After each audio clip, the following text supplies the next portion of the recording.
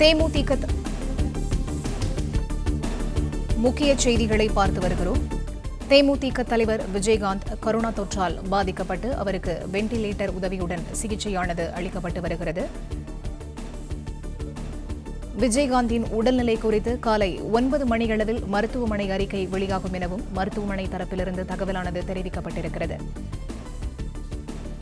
முக்கிய செய்திகளை பார்த்து வருகிறோம். தேமுதிக தலைவர் விஜயகாந்த் கொரோனா தொற்றால் பாதிக்கப்பட்டு மியாட் மனையில் அனுமதிக்கப்பட்டு அவருக்கு தொடர்ந்து உயிர்காக்கும் சிகிச்சைகள் அளிக்கப்பட்டு வருவதாக தகவல்கள் வெளியாகியிருக்கின்றன. மருத்துவ பரிசோதனையில் அவருக்கு கொரோனா தொற்றானது உறுதி செய்யப்பட்டிருக்கிறது. இதையடுத்து சென்னை மியாட் மருத்துவமனையில் காவல் ஆய்வாளர் தலைமையில் 20க்கும் மேற்பட்ட போலீசார் பாதுகாப்பு பணியில் ஈடுபடுத்தப்பட்டிருக்கிறார்கள். நந்தம்பாக்கம் காவல் ஆய்வாளர் செந்தில் தலைமையில் போலீஸ் பாதுகாப்பு பலப்படுத்தப்பட்டிருக்கிறது. முக்கிய செய்திகளாக பார்த்து வருகிறோம். இது தொடர்பான முழு விவரங்களோடு இணைகிறார் எமது செய்தியாளர் முனாஃப். அவரிடம் பேசலாம். வணக்கம் முனாஃப். தற்போது தேமுதிக தலைவர் விஜயகாந்த் கொரோனா தொற்றால் பாதிக்கப்பட்டு சிகிச்சை பெற்று வருகிறார். தற்போதைய வரைக்கும் மருத்துவமனை தரப்பிலிருந்து எந்த மாதிரியான தகவல்கள் வெளியாகி இருக்கின்றன? விவரங்கள். தேமுதிக தலைவர் விஜயகாந்த் 26ஆம் தேதி இரவு சென்னையில இருக்கக்கூடிய மியாட் மருத்துவமனையில அனுமதிக்கப்பட்டிருந்தாரு. 2 நாட்கள் அவர் மருத்துவ பரிசோதனைகள் எல்லாம் விஜயகாந்துக்கு செய்யப்பட்டது. அப்படி செய்யப்பட்ட போது விஜயகாந்துக்கு இன்று காலை கொரோனா தொற்று உறுதி செய்யப்பட்டது. தொடர்ந்து அவர் மூச்சு விடுவதில் சிரமம் ஏற்பட்டதன் காரணமாக அவர் வெண்டிலேட்டர் சிகிச்சையுடன் சிகிச்சை மேற்கொண்டு வருகிறார் என்று தெரிவிக்கப்பட்டிருக்கிறது. இந்த நிலையில விஜயகாந்துடைய உடல்நிலை குறித்து விஜயகாந்துக்கு என்ன மாதிரியான சிகிச்சைகள் வழங்கப்பட்டு வருகிறது, விஜயகாந்தினுடைய உடல்நிலை எவ்வாறு இருக்கிறது என்பது குறித்து சரியாக 9 மணி அளவில் மருத்துவ அறிக்கை வெளிவருவதற்கான வாய்ப்புகள் இருக்கிறது என்று தெரிவிக்கப்படுகிறது. ஏனென்றால் விஜயகாந்துக்கு 2 தினங்களுக்கு முன்புதான் மருத்துவமனையில் அனுமதிக்கப்பட்டிருக்கிறார். அந்த உடல்நல குறைவு காரணமாக சளி மற்றும் இருமல் காரணமாகத்தான் முதல் கட்டமாக கடந்த நவம்பர் 18ஆம் தேதி அவர் மருத்துவமனையில் அனுமதிக்கப்பட்டிருந்தார். இந்த நிலையில அனுமதிக்கப்பட்டவுடன் தொடர்ந்து மருத்துவர்களுடைய கண்காணிப்பில் தொடர்ந்து விஜயகாந்த் இருந்து வந்திருக்கிறார். அது மட்டுமல்லாமல் விஜயகாந்துக்கு அந்த நுரையீரல் தொற்று பாதிப்பு காரணமாக ஏற்கனவே வெளிநாட்டில் கொண்டு செல்லப்பட்டு அவருக்கான சிகிச்சைகள் மற்றும் எல்லாம் அனைத்தும் வழங்கப்பட்டிருந்தது. இந்த நிலையில தொடர்ந்து விஜயகாந்த் அவர்கள் மருத்துவமனையில அனுமதிக்கப்பட்டு தொடர்ந்து அவர் சிகிச்சை மேற்கொண்டு வருகிறார். 2 தினங்களுக்கு முன்பு 26ஆம் தேதி இரவு அவர் மருத்துவமனையில மியாட் மருத்துவமனையில் அனுமதிக்கப்பட்டு தொடர்ந்து அவருக்கான சிகிச்சைகள் அனைத்தும் வழங்கப்பட்டு வருகிறது. தொடர்ந்து அவர் மருத்துவ கண்காணிப்பில் இருந்து வருகிறார்.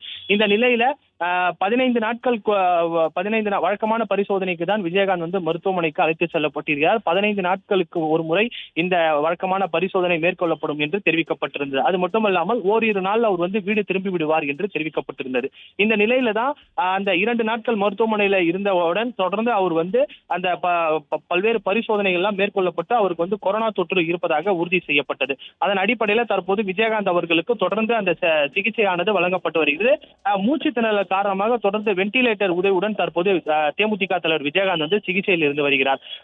வெண்டிலேட்டர் சிகிச்சை பெற்று வருவதாக தற்போது அதிகாரப்பூர்வ தகவலானது வெளியாகி இருக்கிறது. தொடர்ந்து அவருடைய மருத்துவ அறிக்கை ஒன்று காலை 9 மணிக்கு வெளிவருவதற்கான வாய்ப்புகள் இருக்கிறது. குறிப்பாக அந்த மருத்துவ அறிக்கையில விஜயகாந்துக்கு ஆரம்ப கட்டத்தில் என்ன மாதிரியான சிகிச்சைகள் வழங்கப்பட்டு வந்தது, என்ன மாதிரியான சிகிச்சைகள் இனி வரும் நாட்களில் வழங்கப்படுகிறது, அதே போல என்னென்ன பிரச்சனைகள் விஜயகாந்துக்கு உடல் ரீதியாக இருக்கிறது என்பது எல்லாம் குறித்து ஒரு தெளிவான அறிக்கை ஒன்று காலை 9 மணிக்கு வெளிவருவதற்கான வாய்ப்புகள் இருக்கிறது. மருத்துவமனை சார்பில் அந்த அறிக்கை ஒன்று வெளியிடுவதற்கான வாய்ப்புகள் இருக்கிறது.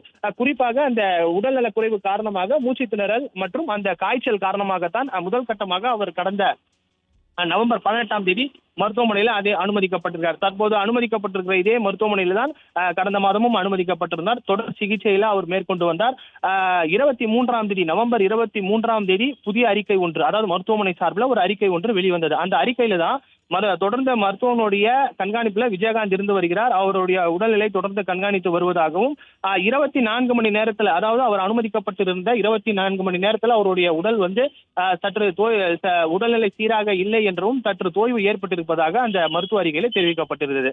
இந்த அறிக்கை வந்தவுடன் தேமுதிக தொண்டர்களிடையே பெரிய அதிர்ச்சியை ஏற்படுத்தியிருக்கிறது. பல்வேறு வதந்திகள் எல்லாம் பரப்பப்பட்டது. அந்த வதந்திகளுக்கெல்லாம் முற்றுப்புள்ளி வைக்கும் விதமாக தான் தேமுதிகவுடைய தற்போது புதிதாக பொறுப்பேற்றக்கூடிய பொதுச் செயலாளர் பிரேமலதா விஜயகாந்த் அந்த வதந்திகளுக்கு முற்றுப்புள்ளி வைக்கும் விதமாக தான் ஒரு வீடியோ ஒன்று பேசி வெளியிட்டிருந்தார். அது மட்டுமல்லாமல் விஜயகாந்த் மருத்துவமனையில சிகிச்சை பெற்று வரக்கூடிய புகைப்படங்கள் எல்லாம் வெளியிடப்பட்டு தொடர்ந்து விஜயகாந்த் நலமுடன் இருக்கிறார், தேவையில்லாமல் வதந்திகளை பரப்ப வேண்டாம், தொடர்ந்து தேமுதிகவுடைய நிர்வாகத்திடமும் தேமுதிக தலைமை கழகத்திடமும் பேசிக்கொண்டு எந்த செய்தியா இருந்தாலும் இருந்தாலும் வெளியிடுங்கள். அது மட்டுமல்லாமல் வதந்திகளை தேவையில்லாமல் சமூக வலைதளங்களில் பதிவிட வேண்டாம் என்று அவர் வந்து ஒரு அறிக்கை வாயிலாகவும் அதே போல இந்த வீடியோ காட்சி வாயிலாகவும் தெரிவித்திருந்தார். அந்த அடிப்படையில 23ஆம் தேதி 23ஆம் தேதி, அதாவது கடந்த மாதம் 23ஆம் தேதி 2வது அறிக்கை மருத்துவமனை சார்பில் வந்திருந்தது.